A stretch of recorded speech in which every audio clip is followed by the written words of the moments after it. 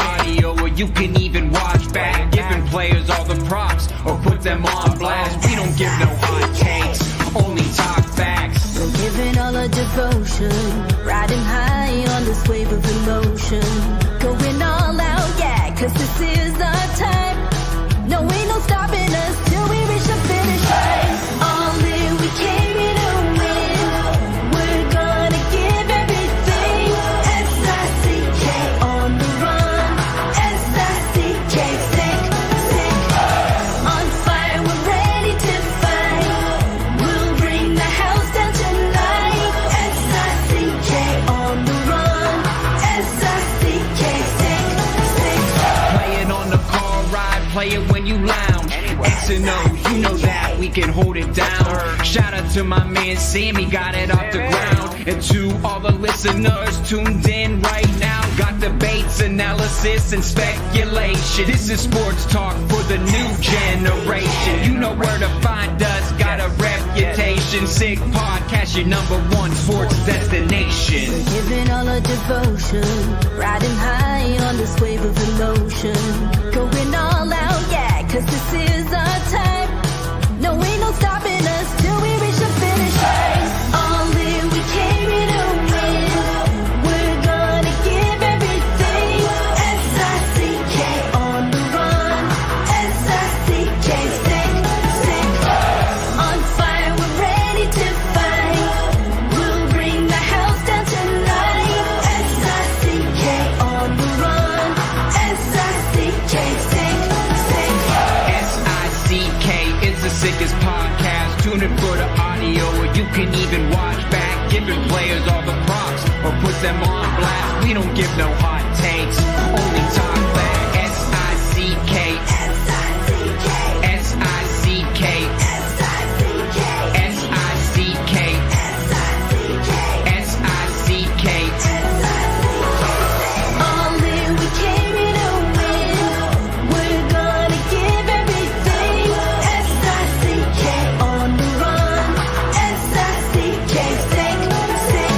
S-I-C-K is the sickest podcast. Tune in for the audio, or you can even watch back. Giving players all the props or put them on blast. We don't give no hot takes, only talk facts. We're giving all our devotion, riding high on this wave of emotion. Going all out, yeah, cause this is our time. No, ain't no stopping us till we reach the finish line. All in, we came here to win. We're gonna give everything. S-I-C-K on the run. S-I-C-K, sick, sick. On fire, we're ready to fight. We'll bring the house down tonight. S-I-C-K on the run. S-I-C-K, sick, sick. Play it on the car ride, play it when you lounge. X and O, you know that we can hold it down. Shout out to my man Sammy, got it off the ground. And to all the listeners tuned in right now, got debates, analysis, and speculation. This is sports talk for the new generation. You know where to find us, got a reputation. Sick podcast, your #1 sports destination. Giving all our devotion, riding high on this wave of emotion. Going all out, yeah, cause this is our time. No, ain't no stopping us till we reach the finish line. All in, we came here to win. We're gonna give everything. S-I-C-K on the run. S-I-C-K, sick, sick. On fire, we're ready to fight. We'll bring the house down tonight. S-I-C-K on the run. S-I-C-K, sick, sick. S-I-C-K is the sickest podcast. Tune in for the audio, or you can even watch back. Giving players all the props or put them on blast. We don't give no hot takes, only talk back. S-I-C-K, S-I-C-K, S-I-C-K, S-I-C-K, S-I-C-K, S-I-C-K. Turn up your volume. Because you're about to listen to The Sick Podcast. The Eye Test with Pierre McGuire and Jimmy Murphy. The Stanley Cup winning Colorado Avalanche. And after 22 years is Raymond Marsh. The sickest NHL podcast. It's gonna be sick. And welcome to another edition of the Eye Test here on the Sick Podcast Network. He is Pierre McGuire. I'm Jimmy Murphy, and this is another edition of On Campus Friday. We are pre-recording today, so I apologize if you're watching right now later and you can't comment in the comment section, but we are pre-recording, so you'll just be able to watch, and you can send us comments. Hit me up on Twitter if you got any comments. I'll respond. Don't you worry. And if you got something for Pierre, I'll relay it back. All right. But Pierre, before we've got Mike McMahon joining us shortly here. Quickly though, before we go, I just want to get your reaction on an NHL topic last night because it's buzzing this morning as we record this.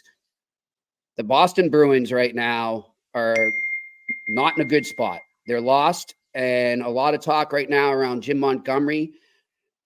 We've discussed the situation that happened with Brad Marchand before. We're both big fans of Jim Montgomery. If you're the Bruins right now, what are you doing?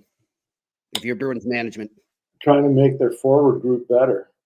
Their forward group's not good enough. They don't have a legitimate first-line center. I don't know how many times we had to tell people that probably never watched Elias Lindholm play, but they bought into the propaganda. He's a second-line center. Mm-hmm. He is. That's what he is, and he's a really good one. Yep. But he's not Joe Thornton. He's not Patrice Bergeron. He's not Mika Zibanejad. He's not any of those guys. He's not. He's not. Look, just look in their division. Okay, is Elias Lindholm better than Austin Matthews? Just tell me. I'm doing a skill test. No. Is he better than Braden Point? No. Is he better than Sasha Barkov? No. Okay. So I know. I've only just touched on 3 teams. I know. I mean, is he better than Dylan Larkin? Nope. Does he get more goals than Tage Thompson? No. And I'd argue, I don't know if he's I don't know how hard an equation better this than is. Nick Suzuki. At this point, maybe, but maybe not soon. No, but how come nobody asks these questions? Yeah. Like, do they just buy into the spin control that this guy was great in Calgary playing with the late Johnny Gaudreau and Matthew Tkachuk? I know. Like, I saw it. They were the best line in hockey that year. I'm telling you. I'm with you on that. Well, I was there scouting. I wasn't scouting those guys. I was scouting other guys that were going to become available on their team.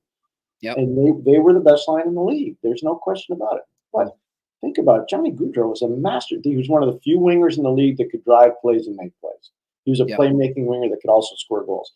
Matthew Tkachuk was in his prime as a power forward. They never got the proper compensation when Tkachuk got traded to Florida.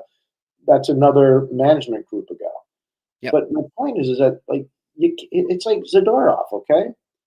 We talked about it, Jimmy, on the show, and I know Mike's here, and we're going to get to Mike because Mike's a really good guest, especially on Campus Friday. Oh, yeah. I'm so happy you were able to get Mike. But I just want to finish this. Jimmy, we can pull the tapes from the archives. When Zadorov came here, we told the fans, he's good in the proper environment. But if you're expecting him to be the second coming of Scott Stevens, you're mistaken. He is not that guy. Yeah. And he is probably better as a 5'6" than he is a 1, 2, 3, 4. In fact, I don't think you're going to win if he's a 1, 2, 3, 4. Completely I don't agree. know why that was so hard for people to digest. Yep. Completely agree. And, look, Pierre, just quickly, too, one thing I'm getting tired of, too, is just always the coach walking the plank and not a player. This could be if this happens, it's a third coach in 3 years for the Boston Bruins after having only 2 for 22 years. So what does that here's what I'll say. Joe Sacco's, nobody talks about Joe. Joe was there when they were winning. Joe was there when they went to the final. Okay. Yep. Chris Kelly, same thing. Yep. I've watched them play. I watched them coach. I know his brain for hockey. He's got amazing hockey sense. Like, he's surrounded. Goalie Bob's been there forever. Bobby Essenza is the goalie coach. They've had all the same assistant coaches. All those guys have stayed forever and ever and ever. Jay Leach. Yep. Right? And now they got Jay Leach in. So, this isn't a coaching thing. It's not. It's not a coaching thing. And people can say whatever they want. But I'm telling you right now, if he gets fired, he will get another job quickly. And if he goes to the right team, he will make a massive difference. I personally am not for it. I don't think that's the appropriate response from upper management. I echo your thoughts. Now let's talk some college hockey here with Mike McMahon on Campus Friday. And Mike, already breaking news early this morning. Mike, some interesting stuff you had about the NCAA and the CHL. Seems like impending relationship. Just tell everybody about it. Yeah, I mean, everybody assumes this is going to happen. I mean, it's almost the worst kept secret in hockey at this point. But we have a date. Division I Council, which is the division of the management structure within the NCAA that has to vote to actually make the change. They're going to meet on November 7th. We knew it was going to be November. Now we know the meeting's November 7th. The proposal, if it gets approved, which, again, pretty much everybody believes it's going to, would go into effect August 1st. There was a little bit of a question about the date. There were some people saying, well, hey, could teams bring in people at Christmas, if this gets approved right away? It seems like it will get approved, but it won't go into legislation until August. Okay. All right. Mike, I don't know where you stand on this, Mike. I think this is great for everybody. I really do. I think if you've got a creative coaching staff in the U.S. college side, you're going to identify what's going on with guys getting rushed into the NHL, and that's a great sales point to major junior players and their agents. I think it's going to help the border schools unbelievably. I think if you're Clarkson, I think if you're St. Lawrence, I think if you're UVM, I think you're University of Maine, I think if you're University of New Hampshire, even Merrimack, where I know you're really close with, I think it helps all those schools. So it comes down to coaches not being petrified. Oh, my God, how am I going to deal with this? Trust me, I was a college coach for a long time. And I played against those major junior guys a lot, and I lost some players to them, and we stole some players from them. But I think it's going to help college hockey. I don't think it's going to hurt it. I agree. I think the level of play is going to improve significantly. I'll be honest with you. I haven't watched a ton of CHL. I've watched more of it this year, in the first month of the year than I probably have in the last 10 years combined, just to kind of get ready and get familiar with some of the names. And everybody that I've talked to would say, look, it's as good as the USHL, which has been the top development league for college hockey forever. So you're essentially injecting 60 USHL caliber teams. For people that just follow college, I mean, you're taking the USHL and multiplying it by 4 and adding that to your recruiting pool. That's the level of player that you're going to get out of those leagues, which is going to up the level of the play in college hockey. I think, it's not even a trickle-down effect. It's more like a waterfall effect throughout the rest of the sport, obviously, because now NHL teams that don't have those prospects ready to sign at 20 and put in the American League have a place where those players can go and continue to develop. It's a giant change for sure, but I don't see how it's a negative for college hockey. I really don't. And that's even some of the coaches I talked to back in the spring who were not very receptive to it. I was pushing back then and saying, I don't think you really understand what this is going to do. Everybody was worried about it defining, or a lot of the coaches were worried about winning the battle against the CHL. And I was like, this isn't a battle anymore. And if anything, from a development standpoint, it's putting the NCAA above the CHL on the pyramid. So if you're really stuck in the mindset of if we're winning the battle, you've won. You're above them on the developmental pyramid now. Go ahead, Pierre. Jimmy, just Mike is making so much sense. It's beautiful. Way to go, Mike. I know too. I was just going to say that. And here's the thing, Jimmy. We've talked about this a lot on our show. Mike, you know how they've upped the size of the coaching staffs in U.S. college hockey? I think that has to be revisited from the head coach's position. I think, I'll use Providence as an example. They have Jay Feaster's daughter, who's now been named director of hockey operations or general manager of the program. I don't know her exact title. But I would imagine for Nate Lehman, her job is to identify potential players in different leagues that they can go out and actively recruit. And I think that position is going to become more apparent for college teams going forward. I really think, and the number one thing for all of these schools, in my opinion anyways, is relationship with agents. Because all those junior players, every one of those junior players has an agent. Every single one of them. And unless you have a relationship with an agent, you're probably not going to do well recruiting those major junior players. But I love, Jimmy, I got to tell you, what Mike just said, every coach should hear that because he's spot on. He's spot on what he just said. Well, guys, I would have thought, my instant thought when as this has developed and become a reality isn't that NCAA coaches would be upset. I would think that CHL coaches are going to be upset. I feel like they're the ones that should feel like, oh, well, I'm going to get rated here on my roster. I could lose some really key players. Am I wrong to feel that way? So I don't know how the coaches feel. I think some of the owners are excited about it because they're going to save a lot of money on their education packages now. Yeah. That's been the Okay. biggest thing. Like, All right. so if they have a player that's going to go to an NCAA school and get an NCAA scholarship, they're no longer paying for that player to go to school. So I think the owners look at it as a cost savings measure for sure. I don't know. I can't imagine the coaches are very pleased about it because, like, and the majority of the players, though, still think the majority of the players that move over are going to be doing it at 19 or 20. Like, I don't think you're going to see them lose a lot of 17-year-old now sometimes, but 17 or 18-year-old players. Because even look at the USHL. Predominantly, the players that come out of the USHL are coming out at 19 or 20. I don't see why this would be any different. So Jimmy, again, what Mike said is spot on because how many guys are Macklin Celebrini? Right. Not a lot. Yeah. How many guys are Brady Tkachuk? Not a lot. There are very few kids that can play college hockey before 20. It's just the rule of the road. I'll just tell you this from a personal thing, and I think Mike's up to date on it. My son, when he was at Colgate for 3 straight years, was the youngest player on his team. 3 years. Mm-hmm. Freshman, sophomore, junior year, he's the youngest player on his team. Wow. Like, think about that. But that's where recruiting is. Yeah. So those are all 20-year-olds coming in as freshmen. Okay. And so, it changes the equation significantly. And that's why I think what Mike just said is really important for people on this side of the border, the American side. There are very few players that can play college hockey before 20. There's some that can play at 18, but not a lot.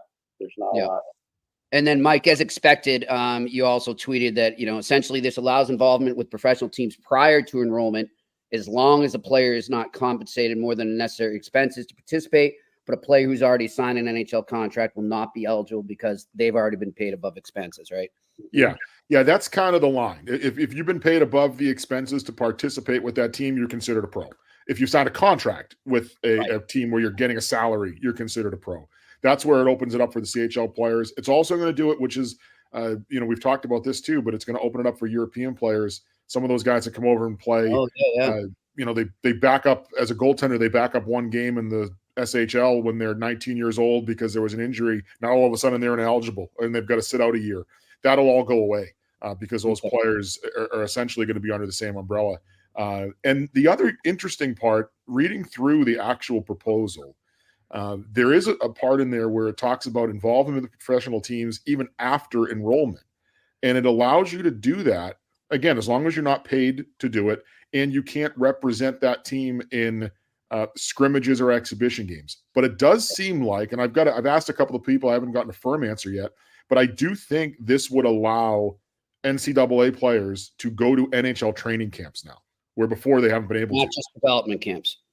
Yeah, I don't know how it would work with schooling because that would be the issue is class. Yeah. But there won't be a rule that prevents them from doing it. They won't be allowed to play in exhibition games, but it seems like by rule, they would be allowed to as long as it doesn't interfere with their academics.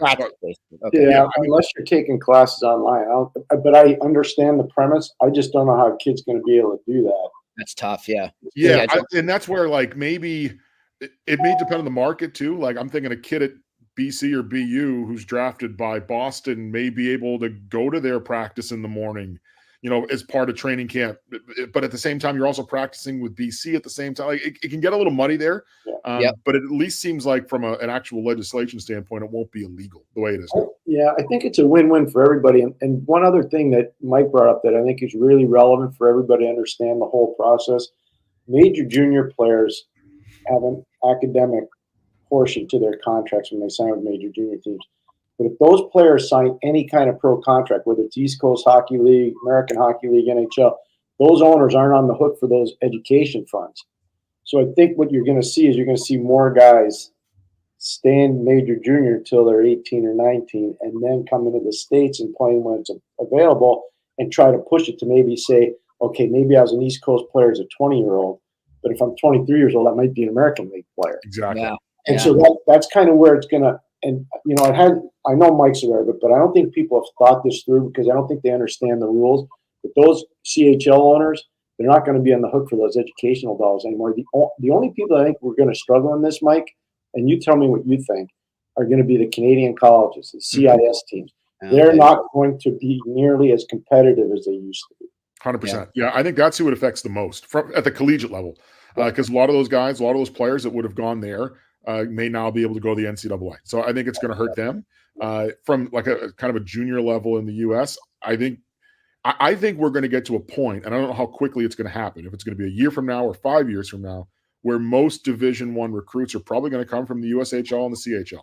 So then those BCHL kids, those kids that played in the North American Hockey League, what do those leagues become? Those leagues may become Division III feeder leagues.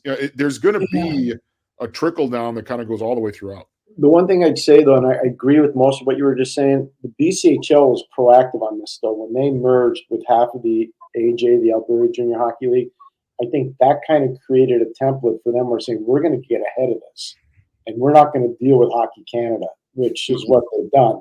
Yeah. And so that kind of eliminates the major junior portion of it. And the one thing I'd say is that most of those kids playing in the BC and the AJ, they're at least going to school. They're getting some level of education.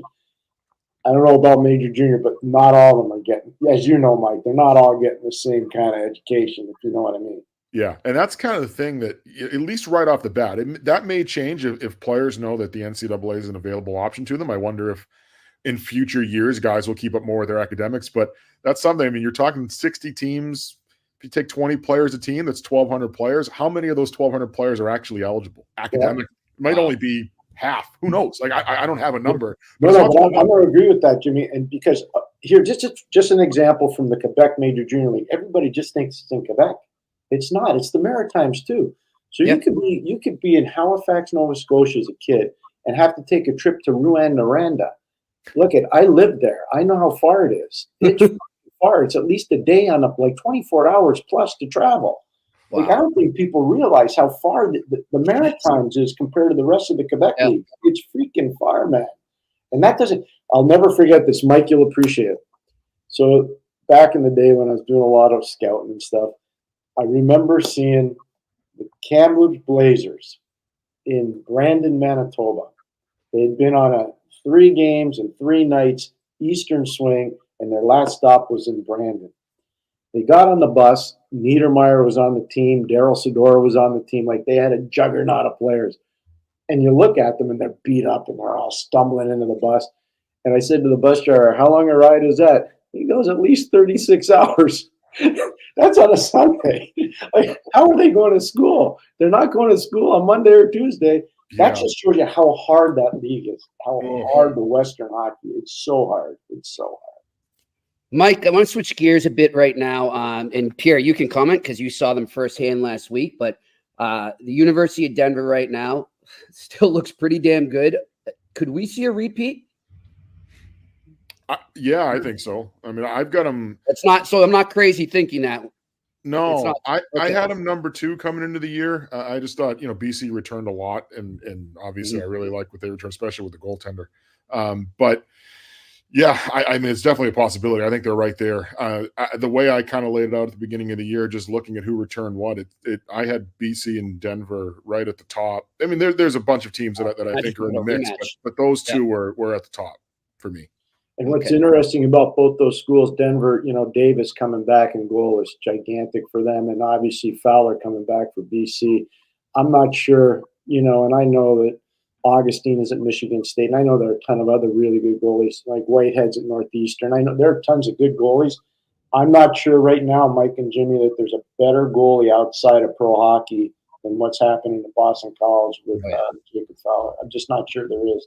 Yeah. And Mike, I've said this on the show, and I'll tell you, I tried to recruit Marty Brodeur from Montreal Bourassa midget AAA, okay? We were the only school that was on, and we got him to visit.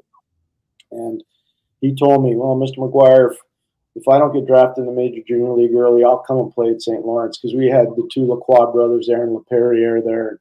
We felt pretty comfortable with the whole situation. He gets drafted by St. Hyacinthe, and he goes there. And so I knew Marty Brodeur when he was 16, 17, 18, like hard on it, knew him really well.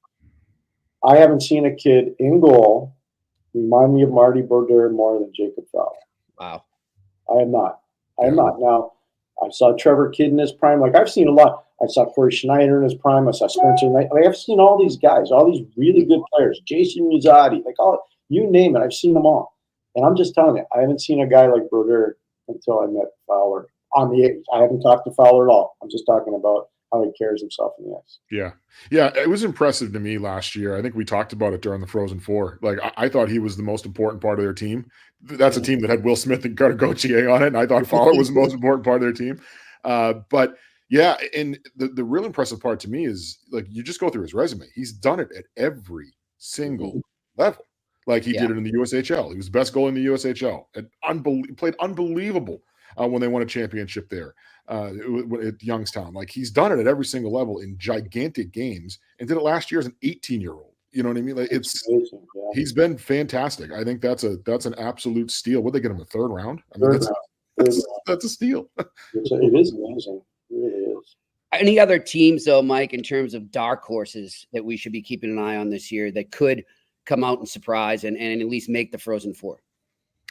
Yeah, well, I mean, I think it's kind of the usual suspects as I look at it. I mean, I think BU is going to be in that mix as well. I think they've played pretty well so far to start. Michigan State should be up there. The one that I've been on the most as a dark horse is Colorado College.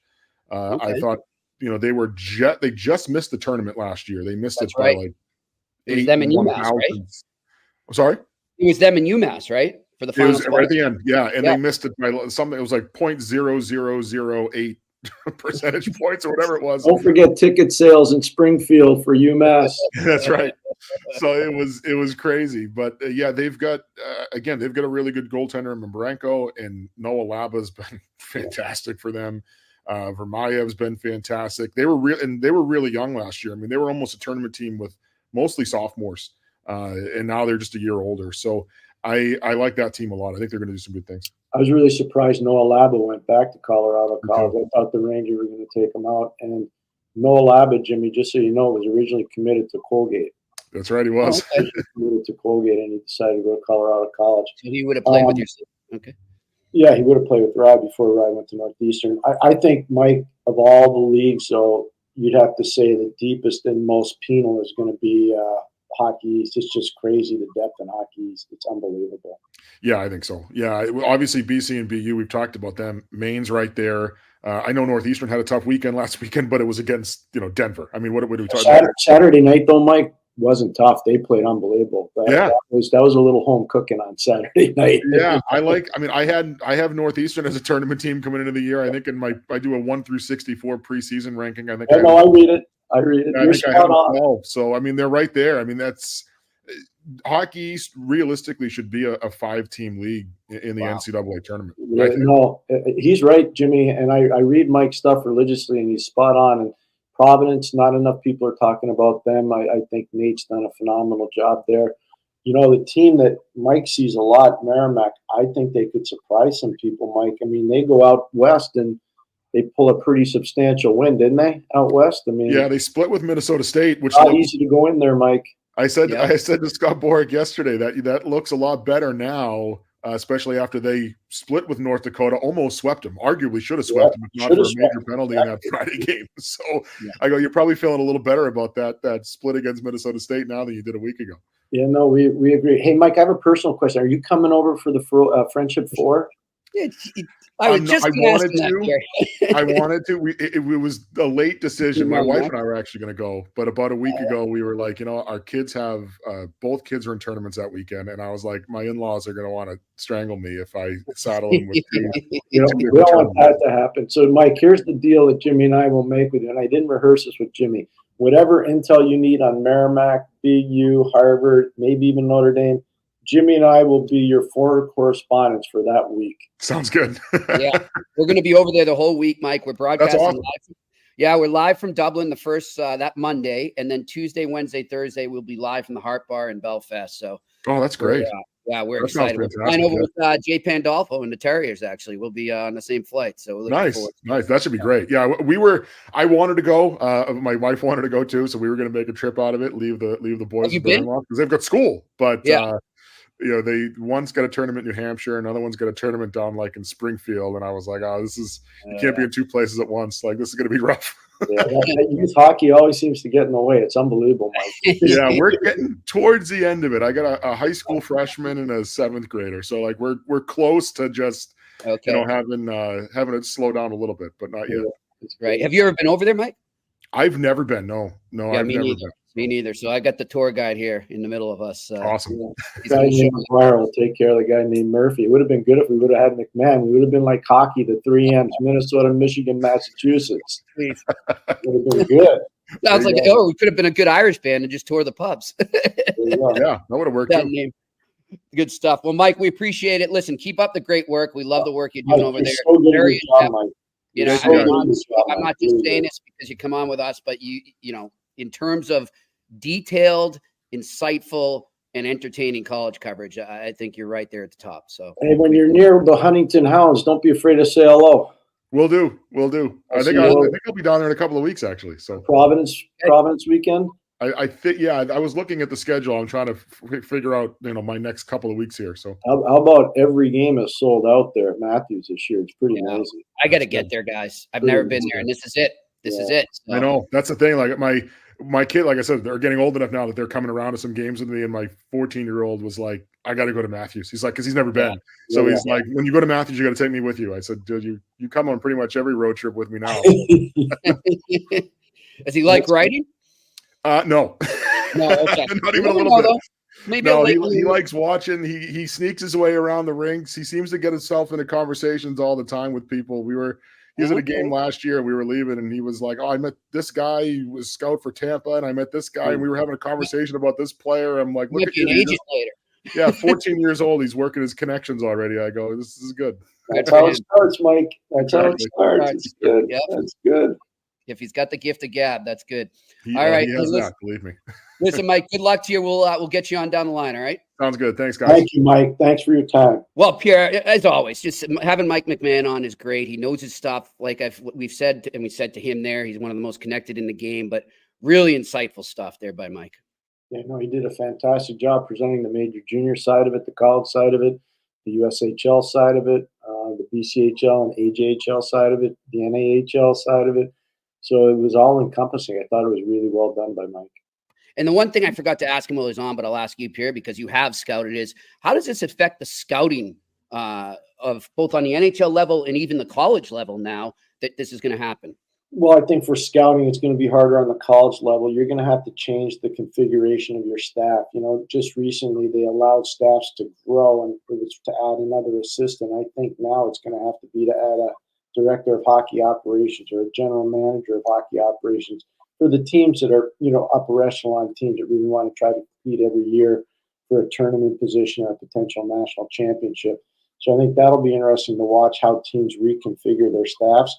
In terms of scouting at the NHL level, I think it's actually going to be more beneficial for NHL teams. It won't make nearly as many mistakes with free agents. They won't make as many mistakes whether they sign 4th, 5th, 6th, 7th round picks, because they'll have more runway to judge the players on. So I think it'll actually be better for teams scouting wise. It might hurt some players, who get exposed, maybe not being as good as what everybody thought, or maybe it'll help some guys that are late bloomers. But I think by and large, it's a win-win for everybody. The only people I think it'll really affect, Jimmy, is like Canadian universities. Yeah. Canadian universities are going to have a tough time with it. Good stuff. All right. Well, we know it's on campus Friday and college hockey talk here, but we did talk a little NHL before, and we're going to talk a little NHL now because we got to give you my Betway pick. It's time for Sick Picks. Brought to you by Betway.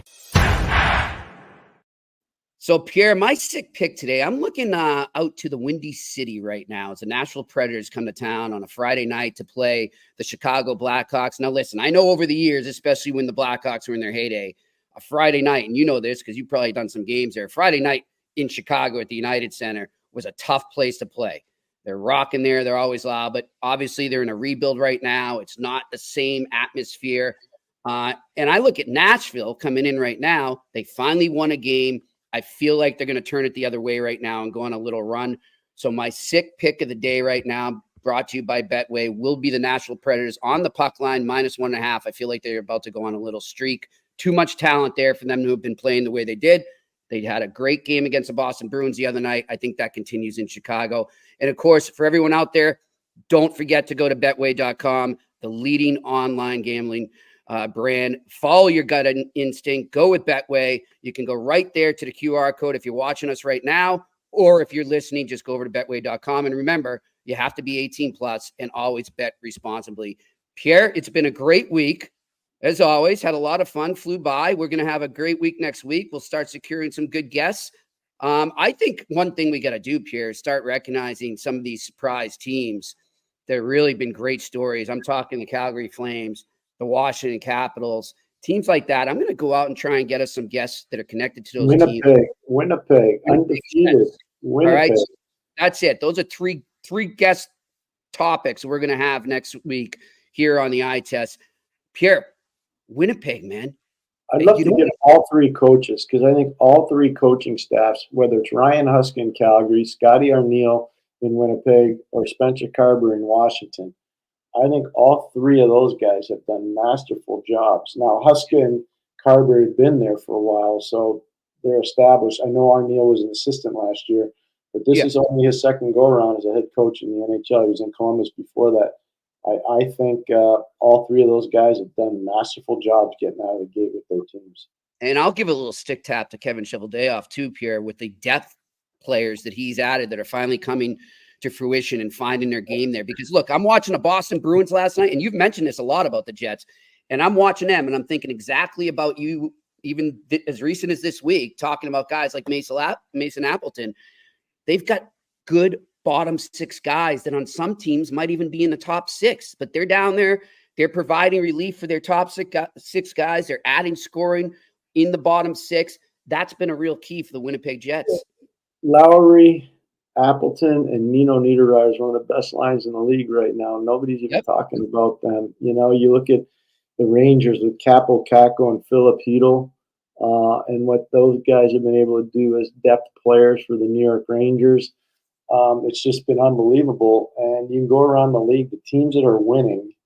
Scotty Bowman told us before the season, that's why I think the eye test is really relevant. I truly believe that, because he said, and it's coming to fruition, if you don't have enough depth scoring, and if you don't have enough depth defensemen, you're not going to win. Not in the league now. You're not going to win. I mean, look at these, a lot of the teams that we were talking about as favorites coming in, they're starting to reveal themselves as too top heavy, and exactly the opposite of what Scotty said. So be interesting to see what they do going forward, Pierre. I know we talked in the beginning about the Bruins and the coaching situation, but maybe instead of firing a coach, maybe you go out and you acquire more depth guys to come in and get the job done. I just want to add one name. I forgot I didn't put Will Cooley on that line with Capo Caco and Filipino, because he's been playing really well. What has that done for Caco? Have you seen him? I haven't seen him this comfortable in the NHL to what he's playing this season. That was one thing that always struck me about him. He just couldn't seem to find his spot. He always seemed like he was looking over his shoulder. He wasn't able to be creative out there. But now on that line, he just feels like he's in the right spot. And he doesn't have to compete with Lafreniere too. And I think that's a big deal for a young player. You know, you get your spot, you go do it, and go be yourself. Yeah, just be yourself. And I think he's doing that. Here's the one thing that's going to be interesting, Jimmy. You're going to be right in the middle of it tomorrow. Toronto comes to Boston. Toronto hadn't played well since they beat Tampa. They were terrible in Columbus, and they weren't any better last night at home against St. Louis. And, you know, Boston obviously hasn't been very good, probably since they beat Colorado in Colorado. Okay? Mm-hmm. They were not very good in Utah, even though they got a point out of it. They were no good in Nashville. And obviously against a very good Dallas Stars team at the beginning, the first 40 minutes, I think they weren't good. The last 20, I give the Bruins credit. They pushed back hard. Something's going to give, Jimmy. It's a big game. It's a big top first 10-game game for both those teams. It's pretty substantial. I know people wait till the U.S. Thanksgiving, wait till the 15, 20-game mark. I think the expectation in both those cities, Boston and Toronto, is so substantial that this is going to matter because of the way both teams are coming into this game. Yep. So we shall see. Bruins in Toronto at TD Garden tomorrow night on Hockey Night in Canada. It's a big one, always is, but this one might have a little extra ramifications, if you know what I mean. So we'll see what happens there. But until then, until Monday, Pierre, you have a wonderful weekend. Enjoy the games over at Northeastern. Two games set against UMaine. It is. There we go. Those are going to be fun games. Those are going to be fun games. We'll say hello to our good friend Ben Barr and our good friend Jerry Keefe from me. And until then, this has been another edition of the Eye Test on the Sick Podcast Network. And that's a wrap. Hope you don't miss us too much until next time. Follow the Eye Test with Pierre McGuire and Jimmy Murphy on YouTube, Facebook, Google Play, and Apple Podcasts.